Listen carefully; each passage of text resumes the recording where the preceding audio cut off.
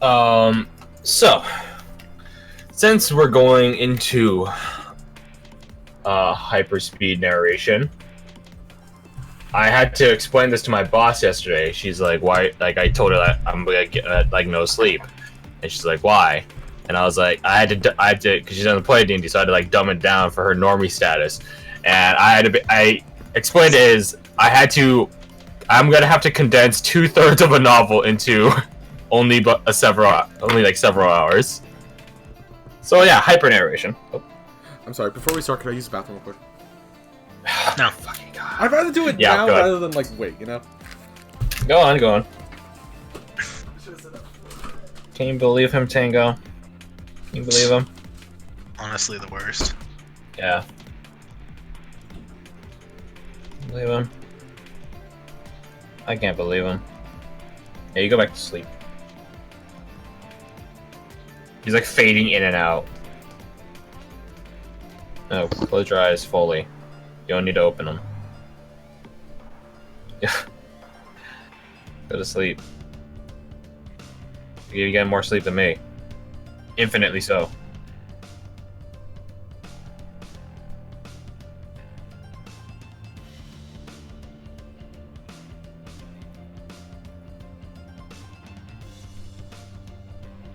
Yeah, I swear this song just always reminds me of like a river battle on a gambling barge. No. This is actually the song you're thinking. Let me hear a little bit while we're waiting. While we're waiting here, I'll give you. It says stop. Join. No, fuck. Join. Play. No, yeah, that's the song you're thinking of.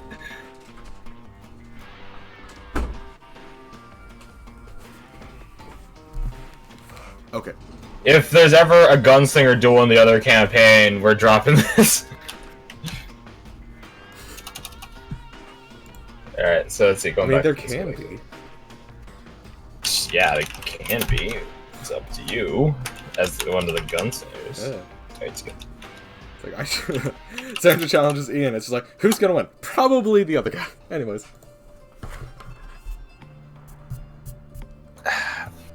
Alright, so we're all here. In relative degrees. So, we start our tale in a meta perspective. Well, in a half meta perspective. The scene is as follows. There's a campfire sitting, roaring, blazing amidst the night and the darkness. A number of people are sitting around it, probably a dozen or so. 11 of them are focusing their attentions upon one storyteller. The storyteller is, taking a pause, a drink. One to, quench his thirst, get some water in his throat, but also because he just sort of needs to figure out what to say next. And as the storyteller does, is taking this little break, one of the other people sitting with the storyteller remarks, this is a great storyline. You have immense, fantastic sense of detail, but we gotta be wrapping up for the night. Do you have like a abbreviated version of this? The storyteller goes. He pages through his thick tome and skims it. He knows his contents well because he lived them. Abridging it, on the other hand, is something he's not necessarily familiar with. I can try. Well, let's hear it then. Our storyteller, Owen, then tries to abridge, abbreviate, and expedite the story of Noxalas. A story that he was a part of and lived. instead of reading from the book or simply describing things from his head, he begins actually showing the contents of the book to his fellow campers. We, as players, kick off it from the morning after your guys' drunken escapades, I suppose. Some hangovers here and there, which are quickly solved by Connor's alchemical intervention. And you guys are allowed to... Well, let me move to the map, because that will be better. You guys are allowed to pass through the Twin Spires. One of the token structures and monuments of the Twins.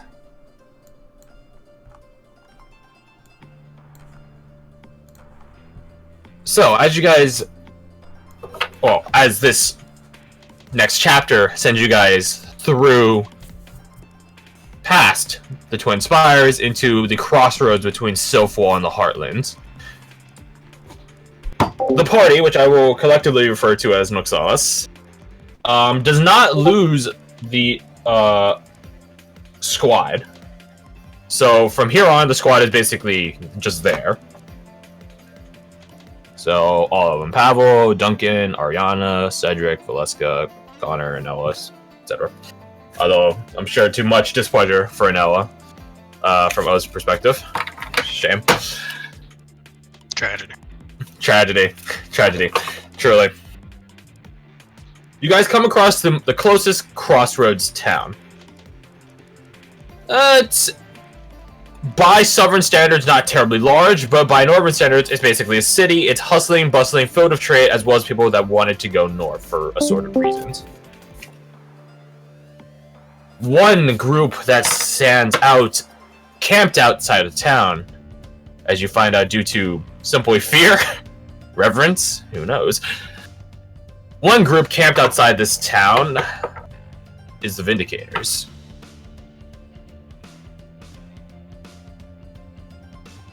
And there's a peculiar situation going on with the Vindicators that Noxalas gets themselves involved in. It is a matter of theft. Some item was stolen from one of the Vindicators, and while the Vindicators certainly have a mission to go to in the Hilllands, as noted by some Vindicators, some of their missionaries, they're not leaving this town until justice gets delivered.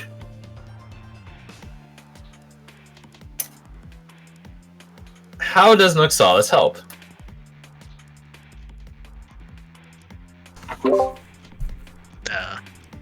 I will say that Apostle Nero is among them. And, well, he doesn't know Aldrich, but Aldrich, you know him. That I do. That you do. The instant I realize that it's the Vindicators that are camped out, I would remind everyone about the dream we shared and the spear in the box, and point out that there might be some beef, shall we say. Butting of heads.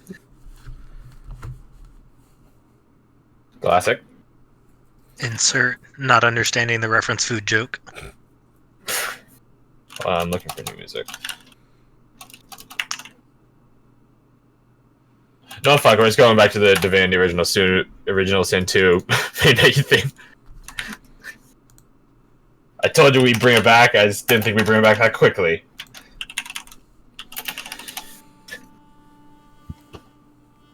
So, well, I could detail Apostle Nero by voicing him.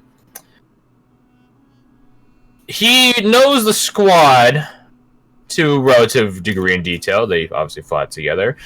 And he's intrigued when he meets all of you. Oh my god, that scared the shit out of me. And who are you? He simply says. His voice is low. Almost soft-spoken, but it carries quite far. Even when you talk to amongst the Vindicators, you know, hustling, bustling, rumbling camp, plenty of background noise. You can hear him just fine. Like thunder in the distance.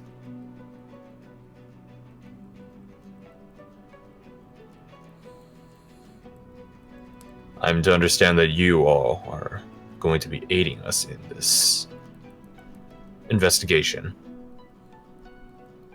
As best we can.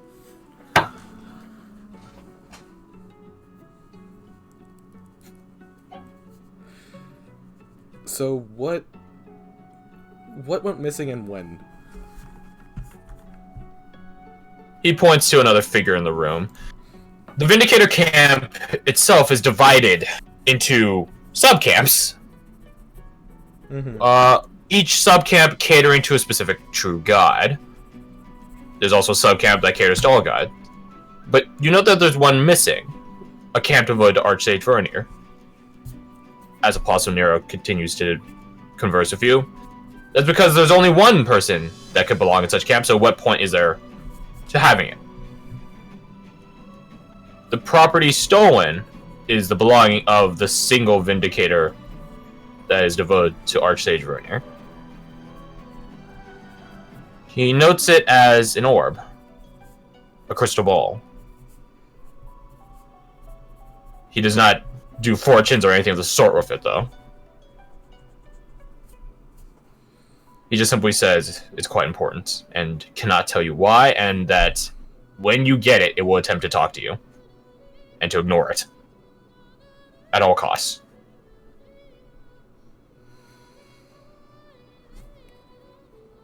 Then why do you have it in the first place? Who better to keep it safe than the devoted? Is there some type of apparatus that contains it to make sure it doesn't tempt everyone constantly, or? It only speaks to the person that holds it. Mm-hmm.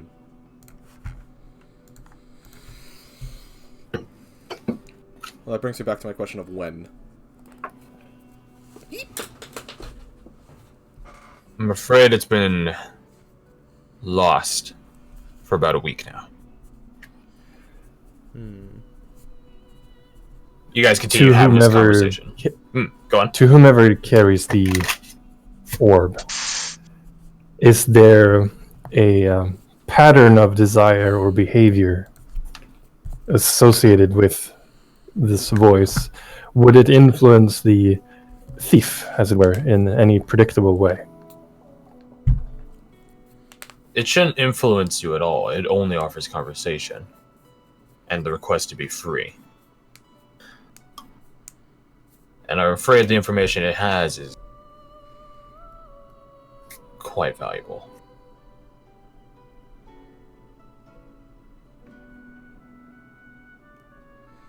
The way the devotee speaks, he obviously knows much more about this thing, but he just simply can't tell you. While you guys are in and among the Vindicator camp talking in attend with Apostle Nero and the Archsage devotee, I'm afraid your number goes down by 1. Because Owen gets kidnapped. Again? Owen gets kidnapped. And, well, Noxalas, how do you go about finding out how he gets kidnapped, as well as who kidnaps him, and where he actually is now? Where were we when he got abducted? The Vindicator's war camp set up outside of town. What time was the last time we saw him? And like, you guys went into the tent, and then when you came back out, he wasn't there anymore. So very instantaneously. Okay, how do we? Quite quickly. Is there signs of like a struggle or like he was taken rather than he just walked off? To indicate like he was kidnapped rather than he just left. I mean, I'm pretty sure you guys would definitely consider Owen the sort of person that doesn't just walk off. Yeah. I don't know. But at the same time, yeah, exactly. It's just like, Who knows? Maybe just wanted to go get a breath of fresh air. Danaway and Nevi were with him, and when you guys bring this up, like, where's Owen? They come out of a stupor. Oh, that's a bad sign.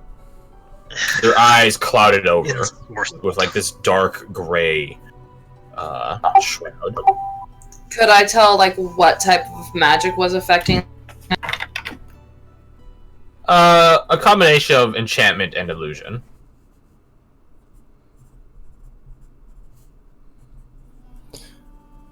I would question the people we've been speaking to if there is anyone in the area, to their knowledge, that would have these types of magic at their disposal. There's only one mage amongst the Vindicators, and you were just speaking to him. Well, one mage. There's plenty of clerics and paladins and things like that, but that's not... Enchantment and illusion doesn't fall in their repertoire. Probably a theory. So they haven't been tracking any in particular renegades or anything like that? No, they were recent... simply their presence here has simply just been waiting for the spires to open, and then they had something stolen from them. Nothing about the theft has indicated any form of magic. It was simply just stolen. So why Owen? Opportunity, or why not the other two? Why Owen specifically? Aldrich wonders such questions. And when you guys receive a note telling you guys to meet the kidnapper at a certain location. A ransom note? Not a ransom note, because a ransom note entails something like you guys just have to do something. You have to bring something to pay it back. Yeah. The note doesn't say anything. It just tells you to meet at an abandoned homestead outside of the town, passed away from the war camp. So how are the two people that were supposed to be watching him handling this situation? Because I imagine not great. Danaway is utterly furious, and Nevi's freaking out. Can Chenry just try to be comforting? In my usual... This is where we bust out the rolls. Oh god. Roll for comfort. Roll for... Damn it, why did I say anything? Roll persuasion, my friend. Yay, first roll. Why do I ask these things? Dude, what'd I get? I can't see it. Close the thing. You got a nat 20. Fuck yes! You calm her to the best of your ability, which, with some aid from Valeska, she's like, she knew what you were about to say. She's like, she just shakes her head and does like the neck chop thing with her hand, like don't do that. Ixnay. Yeah, ixnay on that phrase. You rethink your approach and then say something different. Something less about... I got repped it. Yo, listen, Chris, by the way. Yeah. 46. 46, that's wow, okay. Can I get it to 50? Let's find out. I hope so. Something less about her, she shouldn't feel bad, and more about channeling her frustration and sadness to finding Owen and making sure he's alright. I would probably point out to Danaway that if it was Skari or one of her Goonies, it makes no sense for them to... Well, it kind of does make sense, actually, now that I think about it. For them to snatch Owen and then lure us away to deal with us where we don't have, the Vindicators around us. Considering you, just pissed in their cornflakes, less than a week ago? Yeah.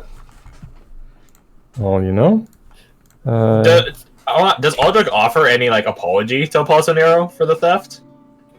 No. He says that if it's brought up, he will say that he was framed. He will be stick to your guns. Adamant about that truth, and if he wants to punish someone, he should punish the one responsible. My sister-in-law. Apollonero doesn't know, bring it up ever. So if you don't bring it up, he won't bring it up. The end. Then no. They just water under the bridge. Hush, hush. So, as much as this will be me presenting you options, you guys are free to give me your own options you think you would like to, or you think would be applicable and thus pursuable. And another thing is I'm just gonna keep throwing shit at you, like keep throwing options at you, and I won't leave options, or I won't give you options that say prep work or stuff like that. Any investigations on the side, you guys have to tell me about. Okay. If not, I assume you just go straight to the target. Yeah, I have an idea. What would you like to do? Who is around the camp? Like, Wait a minute. would there be like any like homeless people around? There are plenty of homeless people. Then I ask them about it because no one wastes a spell on a homeless, and they see lots of things. Yeah. And if anything, you can give them Solid money point. and they'll be good. You're like, I was concerned. Here's the money. Maybe you'll talk more. And it's like, Alright, I have tarot cards in my hand, so let's see. 10 of Cups. As Marshall brings this up and you guys begin pursuing this line of logic and inquiry, you guys do find one such homeless person. Older man, probably early 40s. He looks freshly homeless, if that makes sense. right.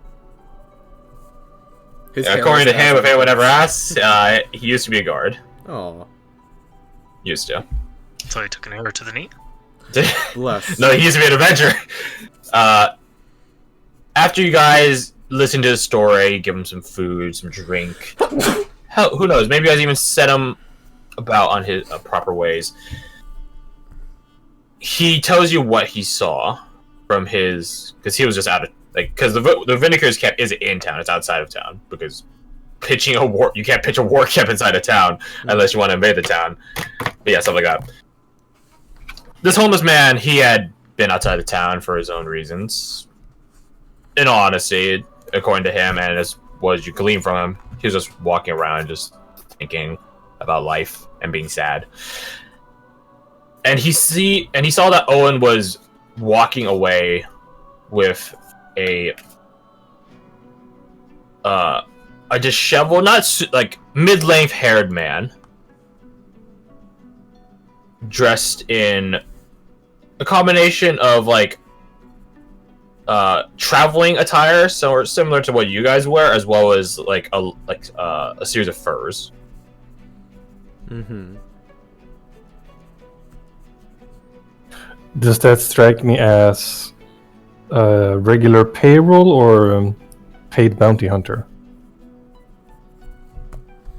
The type of company Ascara keeps, because she does keep the reputation of Holly Acquisitions a bit on the up and up, prestige and such like that. It seems more like a third-party bounty hunter, if you had to place a guess. He notes that there was only one person. Like, there wasn't like a team of people dragging Owen. Owen was just walking with this guy. Right. He was complacent. Relatively. So, no, I dropped the cards. No! Bunch of cards like that Tango's head and he didn't give a shit. I've got better Sneaky little things to fuck. do. I'm a cat. Sneaking little Okay. fuck. So we have information So, yeah. that Owen left complacently. This guy has access to some capabilities. It was one person, and a vague description of them. Yes. And a location. Yes. You have the location from the note. It is something to be detailed that the direction Owen was going with this person, this man, is also the direction of where the homestead is. I give this man 100 gold pieces. And I tell him, start over, make a life for yourself. You seem like a good man. He says he's going to try to get into some more mercantilistic endeavors with this. He thanks you, though. You dealt him a good hand, and... well... God only knows how many bad hands he's had lately.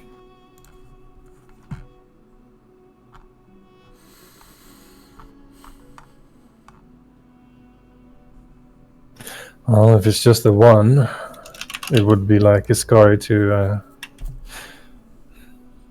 She is not... I doubt that she's aware, at least, of just how much we've changed since we left Northrend. Perhaps that will play to our advantage. Besides, I doubt there's anything that could stand between Militides and his goals.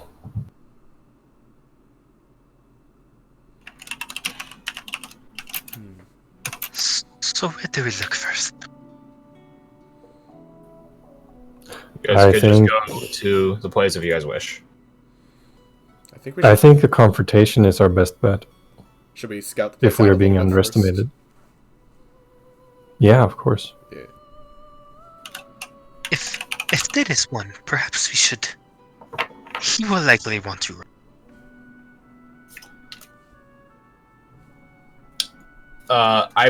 So something that will happen for this entire session is that as you guys curry friendships, relationships, stuff like that, favor, you guys will simply earn favors from your allies.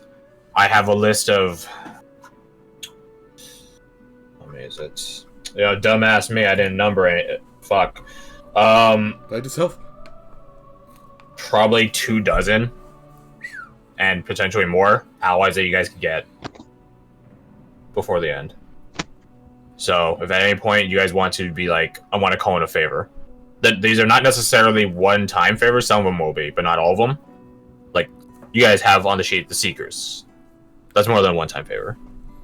You guys have rapport with the Seekers, so more than one favor.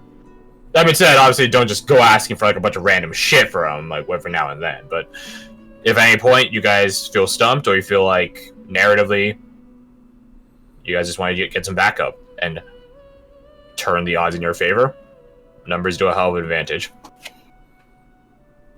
So thus, favor. And the man you just helped, his name is Fleming. Fleming. And you guys can run into him in the future, and he could hook you up, give you some mercantile information, or simple goods, or help you do other money, mercantile waste stuff. But yeah, going back to this. Do you guys just go for it then? I think we're gonna check the place out first, just to make sure, like... I mean, it feels pretty obvious we're probably walking into a trap, but to see how dangerous of a trap it is. As you guys deploy your assorted scouts, which is basically Shedder and Nevi, to scope out the place, no traps, no ambushes lying in wait from around the overgrown tree line against an abandoned homestead. Nothing. And as you and Nevi get closer and indicate to the group that they're allowed to come closer, you don't hear like a bunch of people inside. You don't hear armor, weapons, clattering, or anything of the sort. That's almost more alarming. I'll ask Danaway to circle around back to cut off any escape. Just like the old days, she remarks. Yeah. I almost feel nostalgic.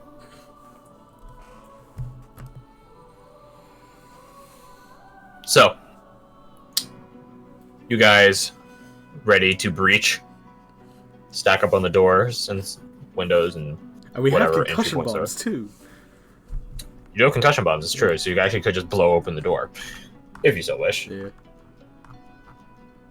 Downside is we have no idea where Owen is, right? He could be in there, or he could be somewhere completely else. Yeah, this is basically like a house for a person that either had them and another family living in it, or one really big-ass family. Mm-hmm. Yeah, I definitely think that we should not concussion bomb. Yeah. It doesn't seem like, as you guys bring this up, like you guys ponder the ideas of like, how to enter this.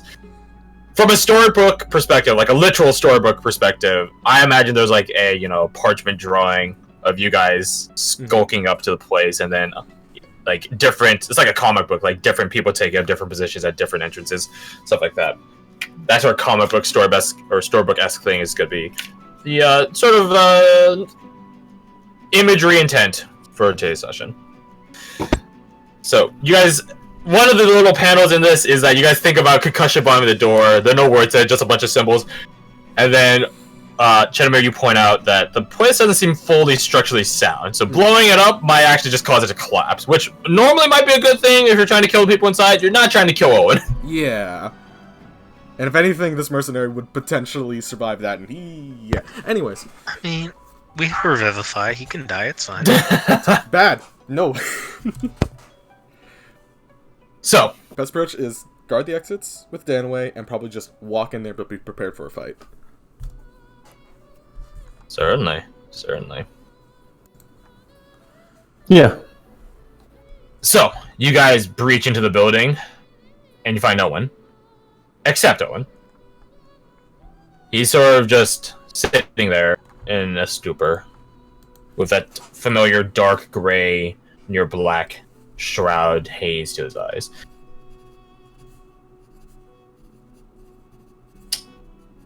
As you guys stir him and wake him from it, he's confused, obviously. And you guys are wondering what's up with this. It was clearly a trap, and the trap has yet to be sprung. Could have just been information gathering. Potentially. As Chedamere pitches that idea, Owen has something in his hands as you guys find him, and it's something like it's like a crystal. It's a black crystal. Black purplish crystal. The crystal shatters, and then you guys see a spectral visage of Fleming's description of the gentleman, the individual. This sort of, disheveled, mid-length haired.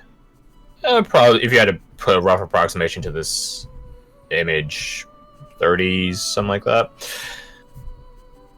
Yeah, so you see this guy's visage appear.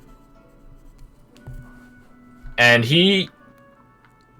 it's something of a one-way connection, so any attempt you guys have at shouting at him or talking to him or conversing with him, inquiring with him, it's a recording. He doesn't notice. Maybe. I don't know. Who knows? I don't know. But, in essence, it's simply telling you guys that you guys should reconsider what you're doing. That you should stop your pursuit, or this will just happen again. And that you guys have... Well, not you guys. He says it specifically to the one they call Aldrich. You have other things to worry about.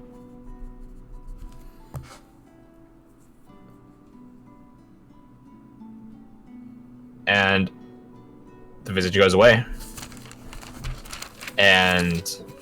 Is it clear what he's referring to that we should stop? He says stop your pursuit. It could be taken the one we just got, or the one we've had in the form of the Shadowmen people. No, I think this would be, like you said, the orb. The misplaced orb. It's the most likely one.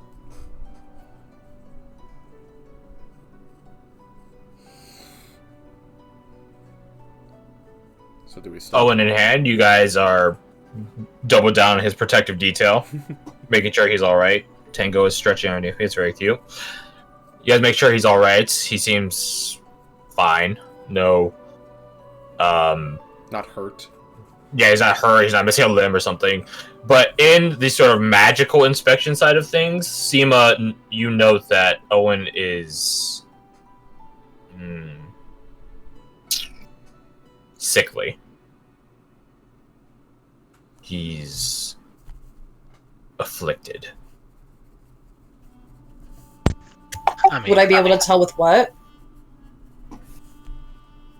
As you, I don't know, poke deeper, I guess is the best way of saying it. Say ah. Yeah, say ah.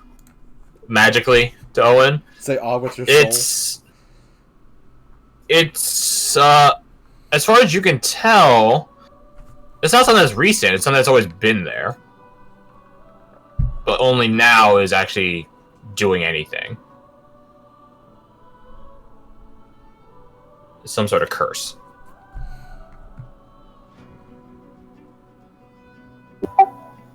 Is it like low level enough that I would be able to help by using like minor restoration? You attempt to do such, and it is to no avail. And as this befuddles you and sort of frustrates you, you look even deeper into it. It's not a thing that affects Owen. It's something that affects Owen's line. And this, you sort of confirm this when you find traces of the same thing in Aldrich, albeit they're sort of squashed and made inert. But not in Owen.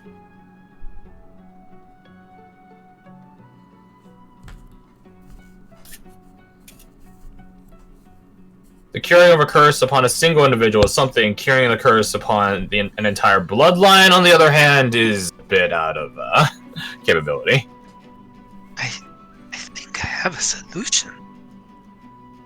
But I do not know if you like it. Kill Well, Owen. let's hear it. Remember back in the other town when they stole your magic from you? He says, looking at Cheddar. Mm-hmm. What, you're suggesting we do a similar thing? Perhaps. We have any idea how to do that, but we could probably find someone. If we actually talk to the Seekers and Slayers, they could potentially hook us up with someone. You guys are still in the town, like the border town on the southern side, Exactly. so you're either staying at an inn while the squad is doing God knows what. Squatting it up. In actuality, Have I ever heard- what they're doing is they're trying to reacquire the Special Watch. Mm-hmm. And they're meeting, technically AWOL agents of the Special Watch. Technically. Technically AWOL, and technically, therefore, committing treason because of not obeying orders. But they are obeying orders, just the orders aren't public. It's really complicated. There's a lot of layers that we don't need to know or care about. Yeah, you guys just know it's above your fucking pay grade, so you just rather just find Owen and take care of him. Have I ever heard of any family stories about any curses, like, or diseases, sickness You know how your for father our family? died. Your father died due to a sudden illness.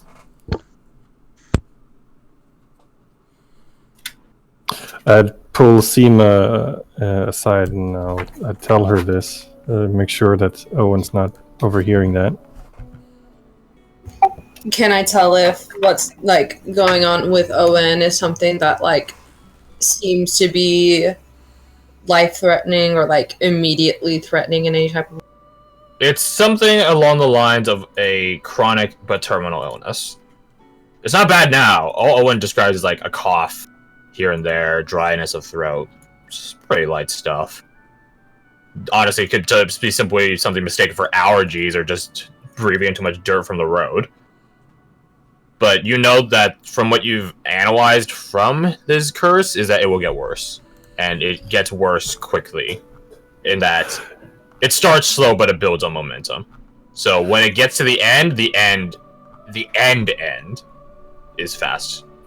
I'd pull in Connor as well, and I'd ask him and Seema if they are able to determine what allowed me to escape the curse and see if they can, I don't know, use my blood, synthesize something from me to give to Owen to help him. Seema, why don't you roll me your medicine? With advantage. Connor's helping you, even though Connor has a much higher stat, but this is a narrative thing right now, so.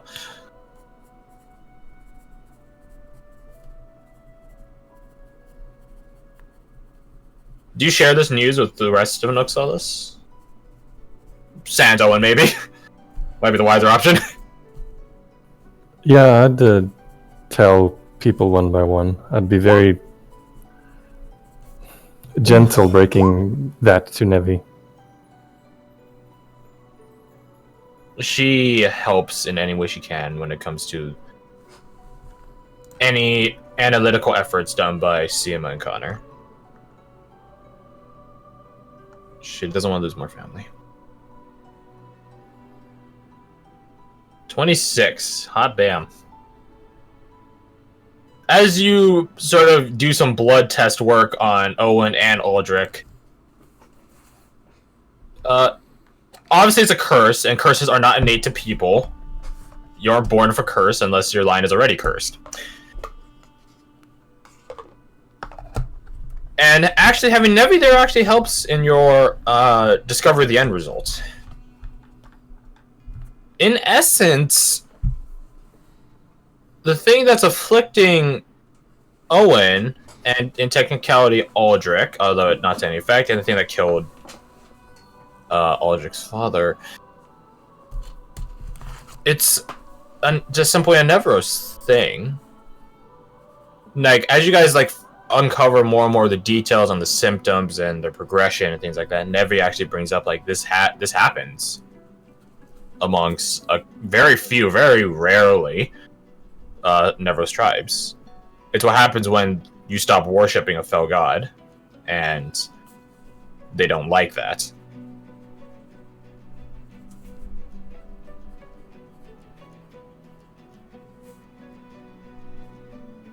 That's all it is. So what inoculated me is probably Vanitas. Exactly. You're sort of bypassed from the curse. And Connor notes in this discovery that your brother probably would have also gotten this if you didn't, kill him. He would have also eventually probably have gotten it. And you too. Which is weird, because in your memory, like, literally not all of the male parts of your lineage died to sickness. So it's only recent. Something that kicked things off. That caused this debt and its resulting curse to get called into the equation. Triggered, yeah. In standard Aldrich fashion, I will probably blame Ascari, because she's the anomaly. She's the new addition to the family history. Connor remarks that would be a very fair assumption.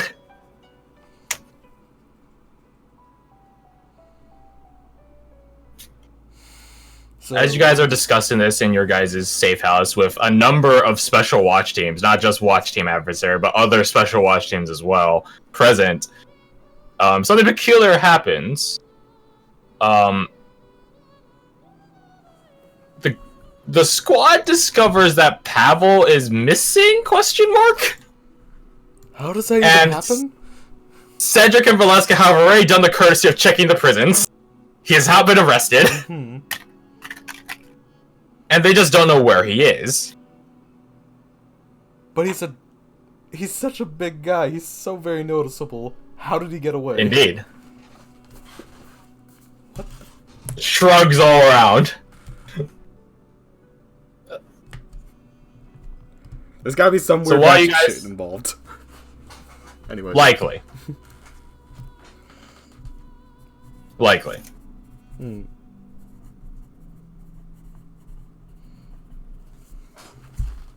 They don't necessarily know the details of how he was quote-unquote kidnapped. I don't know if you could call it kidnapping, but abduction, I guess, but I don't know the best way to put it. Like, he was with them, he said he was going to get drinks, he's not with them, he's not arrested, he's not here, he's not in any visible, easy parts of town. Like, they remarked that this is usually a Pavel thing for him to just go get drinks, because they don't all want to get drunk every fucking night like he does. But they usually hire, like, it's pretty obvious what happens to him. He either comes back drunk as hell, he gets arrested. Drunk as hell. Stuff like that. Yeah. Like, it's usually pretty obvious what happens to him. Him disappearing is not a normal circumstance. And those two, Valeska and Cedric, not being able to find this, not good. Cool. Great. I mean, they haven't like busted into every building in the freaking area in order to find out. Like, just check the prisons. Like, he's not in there. Okay, so what do we do? You guys have we could find avoid an orb. We have. You guys have an orb, which who knows, and you have a missing Pavel. The squad would like you guys to help them find where the fuck Pavel is, because more feet on the ground, more eyes looking right is better. And in doing so, who knows? Maybe you guys can find the orb somehow. Who knows? The longer we take to hunt down the orb, the more likely it is to just disappear and never be found. Similar could probably be said about Pavel, though. Yeah, well, the orb has been gone for a few days. Pavel has been gone for like hours, a couple hours at most. Yeah. Could be that Pavel was taken the same way Owen was. Potentially. But why? Did he stumble upon this individual? Yeah. For us, it makes sense. We had some connection to him potentially, but Pavel. Is it possible he just took off to handle his own thing for a while and he could come back? Or does he not do that? He doesn't do that. Okay. He at least always tells someone. Even if it's only one person, he always tells someone. Like, hey, I'm gonna be gone for a week. It's like, okay, bye. But he doesn't ever really do that. He doesn't really have much other shit to do. Mm-hmm.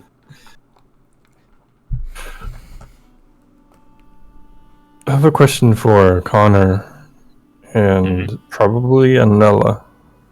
Oh, joy. Yes? In regards to Owen's curse. Yes. If he were to devote himself to, say, I don't know, Nevi, to whom is already devoted, would that counteract? Nevi's not a fairy, I'm afraid. And unless you want Owen sworn into servitude for me, him just saying he is affiliated with a fairy doesn't work. It has to be something intimate, like you and Vanidus.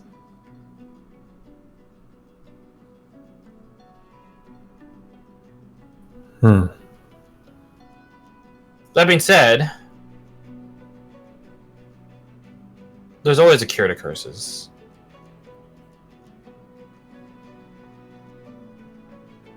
I recommend trying to find it. After all, you wouldn't want Owen's children to go through the same. Would a wish work?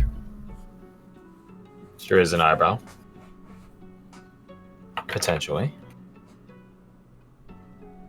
Out of game, it really much depends on how you word this wish. It really does. It's something to keep in mind for now. It hasn't evolved into anything terrible yet, she remarks, so shelve the wish for when it gets worse. Is there anything... It might be curable before then. Is there anything that could be done in the interim to alleviate the suffering? Well, he's not suffering right now. He's just, again, he just has like a cough. Or slow down the progression?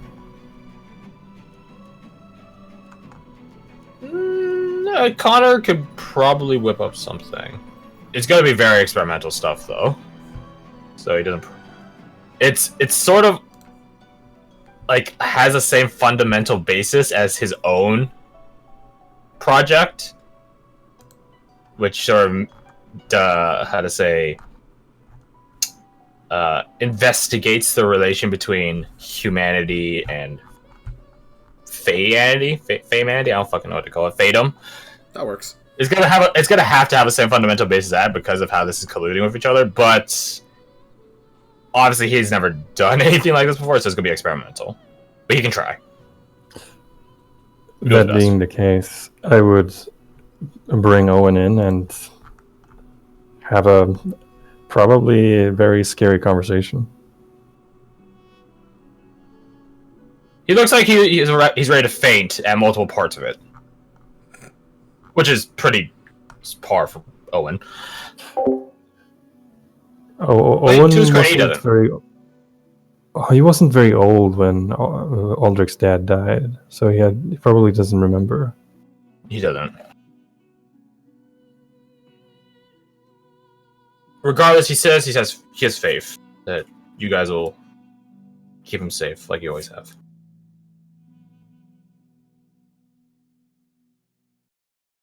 Connor does bring up, like, if there's a place to just, like, investigate this shit, it's the Maestros. Like, you'll have another Maestro of Alchemy there, the Conjuration Maestro who might have heard something like this. Like, there's a lot of shit at the Maestros that could help with this. So you guys should hurry along if you want to get this solved fast. That being said, the squad is not leaving until they fucking find Pavel. Do you guys help him with it? I say we help. Maybe we find something that would lead us to the orb as well. Yeah, I don't know that we can't solve both at one time. What's the last thing they solved? With the orb? What's the last thing Pavel was seen? Oh, last time Pavel... the last time they saw him was him departing from him and saying he's gonna get drinks. The last time people in the nearby taverns, keyword taverns, because there's no place that lets him stay long, singularly, usually. The last tavern he was seen in, like, cause you can, it's like bar hopping. There's always an end. They saw him walking away with a woman. And I know at this maybe some eyes get rolled, some chuckles get had, and stuff like that. But then the squad knows, like, Pavel isn't the sort of person that sleeps around. Like, he's pretty, like, chaste, weirdly enough. That is not the vibe I was getting, but okay. So, like, the fact that he did this is also weird. Do they have any information, like, on the people at the tavern? Do they have any information on, like, his interaction with her ahead of time, or was it just like a busy night and they just saw him walk out? They saw, like, her buy him a drink and then they left. Pretty standard stuff for a bar. That's what you call drugging some. Hey, Seema. To a degree. Yes. Could you try sending Pavel a message with sending? See if we can reach him that way. Just to check if it's alright. Yeah, I'll totally do that. Okay, hi Samuel. Or Bradley, damn it. Wow. Alright, so you cast sending to go try to talk about. Let me look at the description for sending. I think it's just they have to be the same plane of existence, right? Yeah, I think that there's the only difference is that if they're not the same plane, then it makes it. Oh my god, Tango is sleeping and his head is falling because I off. think we ran into that last time. There's like a favorite. Yeah, you guys did, and I laughed so hard when you hit the 5%. It's like, no, Funny I think shit. it's like, yeah, no, it is 5%. It's 5%. It's 5%. You just get nothing back. I told Fred to roll a 1d20, and then he rolled a 1, and I laughed so hard. Because just like, And I was like, this fucking sending failed. and CM pops in, it's like, well, they're probably dead. Let's go inside the scary. Well, it's a one-way communication, isn't it? So, No, you can reply. Respond with a 25-word message.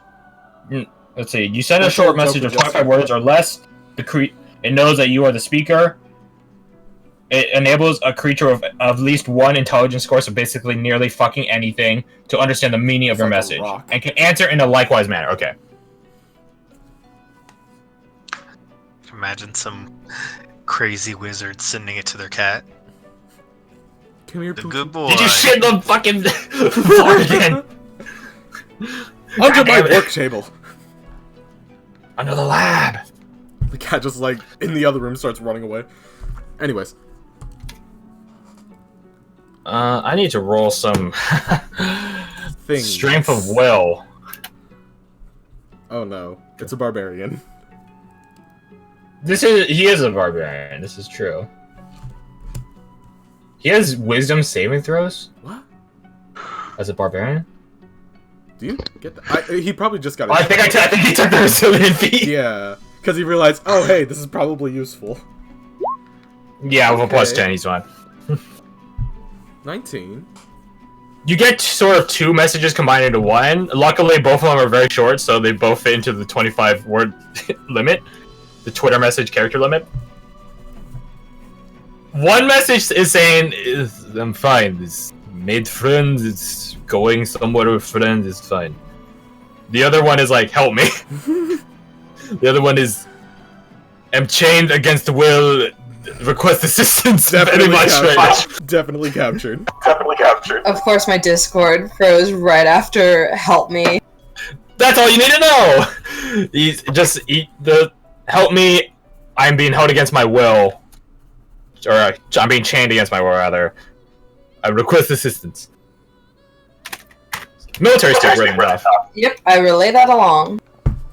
Yeah, so definitely captured. Well, I'll say that you also use sending to like find out where he is, which is like both of his minds, I guess. I don't know how to describe it. Both his personas. I don't fucking know. They both coincided with the way you ask him. Like, oh, where are you with your friend? Is basically it. It's like hitting someone up when you're trying to party with them, right? Yeah, where are you and the homies at? You find out that he's in town. Luckily, he's in town and that he's staying in not shitty. That's not the right word. Rustic. That's the word. Rustic home at the edge of it.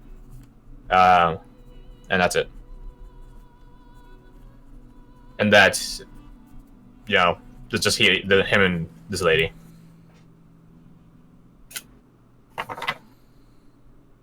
It makes it so much worse when there's only a single person and not like a group.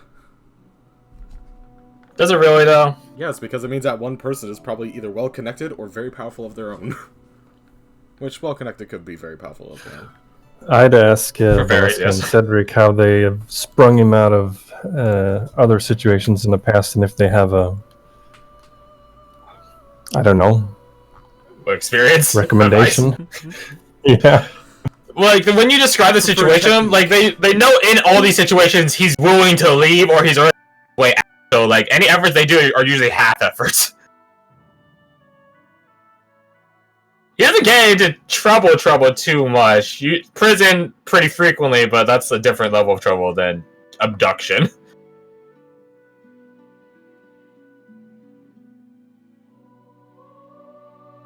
So, when it comes to their recommendation, they just say, like, to break him out of the stupor?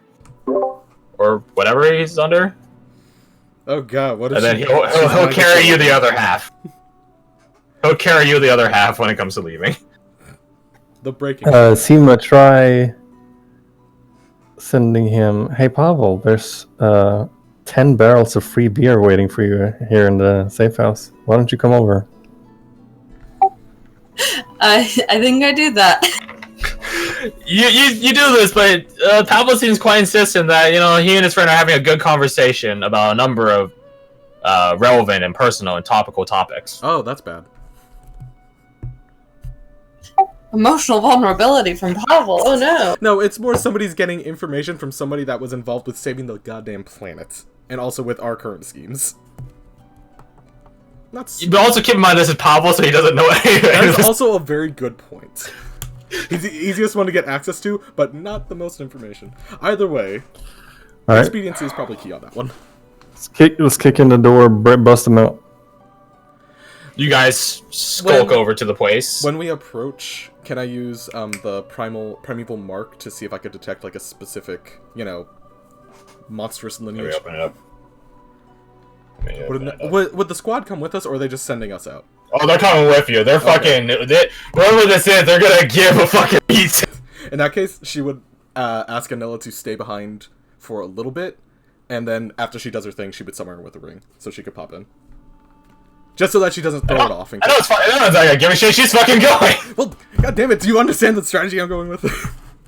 Not really. Because she will set off the primeval mark if You realize that they'd be a mile away from you, right? Yeah, that's why I'm saying, like, hang back for a minute, and then we'll just come and get you. She declines. Yeah, fine. There's not much in the world she fears. Especially with the entire squad. Minus Pavel. Fine, whatever. Oh, shit. So, you guys sort of watching, sort of participating, kick in the doors of this place, and then see Pavel sitting, just drinking a mug of ale with a person, a lady. And the lady immediately tries to leave because she wasn't anticipating A small army. Yeah, but any attempts she has at leaving are immediately cut off by Noah and Oriana. Oriana in a half physical, half magical manner, and Noah by an entirely magical manner. I too have first person. Connor, Duncan secures Pavel in his well-being, and Connor sort of uses the purging draw he has to, well, purge any effects on Pavel. Make him right as rain. Cedric and Velasco are just way on the fucking roof, ready for someone to run out and then assassinate him from above. Classic assassin work. As you do. When they get the all clear, you guys, busting through rooms, finding... This is actually someone's house, but you note that it's a house way too large just for one person, and the furnishings are definitely not just for one person. You don't keep a child's bedroom when you live alone, unless you're really weird and or are anticipating a child coming into your life. I don't know, maybe I don't know, but that doesn't seem to be the case. So yeah, Pavel gets rescued, and you guys have this lady. It's like the dead of night, and again, storybook-esque. You guys have this. Oh yeah, imagine comic book wise, like one panel shows this person's face, the other panel is literally all of you like lined up next to each other, looking at this person from on the other side of the table with a candle on it.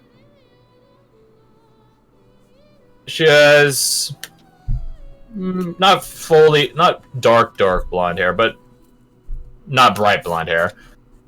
Darker.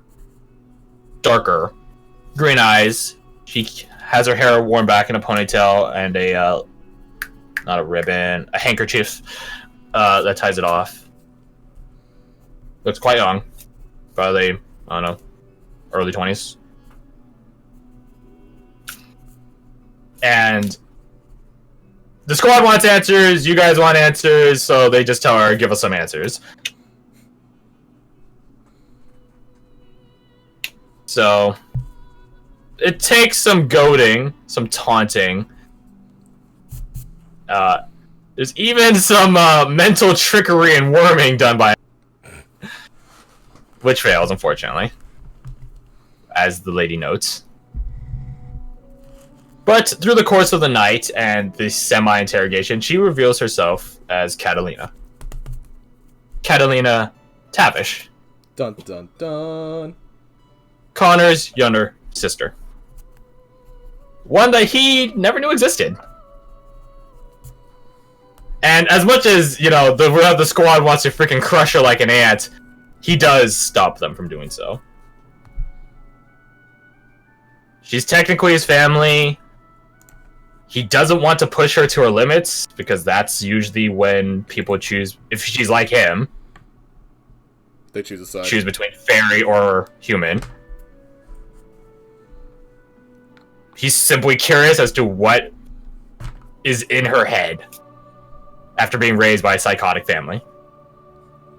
I imagine he probably says it's like right in front of her. Yeah, no, 100%. Yeah. And he wants to see if she can see what's good about humanity. She totally scoffs at basically all of this, really. She calls him a lot of names after the secret gets revealed that they're related. She has her own mask that talks and moves with her mouth. But yeah, shit, that's cool. She's vicious.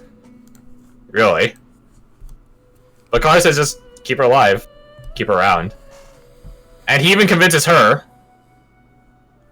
to stick around as sort of your guys' prisoner, but just without shackles or anything. I guess more of an observer. He makes a deal with her. He wants her to like travel with you guys and see, because she's never been to the mortal realm, not really.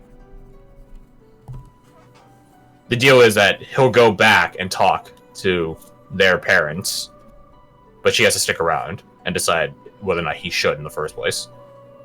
And that she has to wait at least 1 month before doing so. 1 month and a day, to be exact. That's very classic fairy tale thing. Yeah. Yeah, classic fairy tale thing is something in a day. Sure, I don't want to go with 2. She agrees. Okay. She agrees. She's so utterly convinced that humanity is not worth it. The moral realm is not worth it. In the words of Danny, the Snortle realm. That this place sucks. That there's nothing worth doing out here. Okay, it's kind of funny. But yeah, you guys got Pavel back, and you guys have Catalina Tavish with you. In the contract, in the deal that Connor made with her, she can't fight you guys unless you guys fight her first. And she has to help you guys. She can't, like, just ditch you guys in a fucking pit somewhere. And stuff like that. So she is allied with you guys to a degree. She doesn't like it, but she is. So yeah, there's a number of forced cooperation stipulations with their deal. And it goes both ways. So obviously, the squad can't just crush her like a bug. As much as they desperately want to. Cedric is still on that side, as is Ariana. Duncan is just playing cautious at this point. Valeska is curious. And Anella is on the side of curious and crush. She knows where Connor's coming from. She understands his motivations. That being said, she still wants to crush her. Eventually that night passes and you guys are inquired with by the Vindicators